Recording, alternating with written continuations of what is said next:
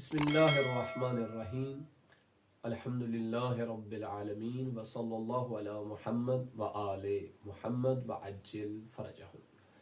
السلام علیکم ورحمۃ اللہ وبرکاتہ۔ یا علی مدد علیہ الصلاۃ والسلام۔ سلسلہ گفتگو ہر روز ایک نیا فقہی مسئلہ جو ہم اپنے مومنین سے شیئر کرتے ہیں، اس پہ جاری و ساری تھی۔ گزشتہ ویڈیو میں ہم نے آپ کو واجب عینی اور واجب کفائی دونوں میں سے ایک یعنی واجب عینی کے متعلق بتایا تھا کہ واجب عینی کیا ہوتا ہے۔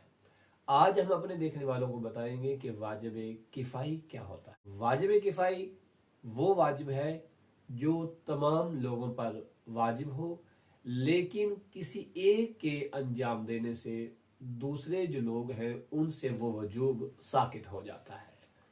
مثلا کیسے کہ ایک واجب ہے، جیسے کہ میت کو غسل دینا واجب ہے یا میت کا جنازہ پڑھنا واجب ہے، تو یہ واجب عینی نہیں ہے بلکہ واجب کفائی ہے۔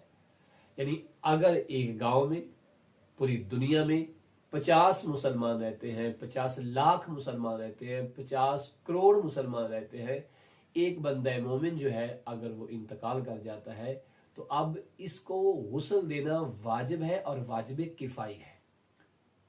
اس پہ نماز جنازہ پڑھنا واجب ہے اور واجب کفائی ہے۔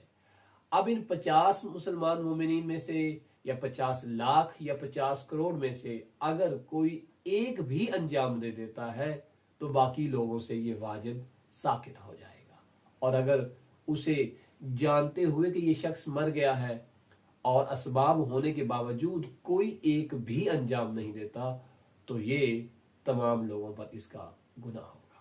لہذا واجب کفائی وہ واجب ہے کہ کسی ایک کے انجام دینے سے باقی لوگوں سے ساقط ہو جائے۔ واجب عینی وہ واجب ہے کہ جو ہر شخص پہ شخصی طور پہ واجب ہوتا ہے، جیسے میں نے مثال دی تھی نماز روزے کی، اور واجب کفائی میں مثال ہے جیسے کہ غسل میت یا نماز میت۔ پروردگار ہمیں ان علمی معلومات کو زیادہ سے زیادہ حاصل کرنے کی توفیق عطا فرمائے۔ وصلی اللہ علی محمد و آل محمد۔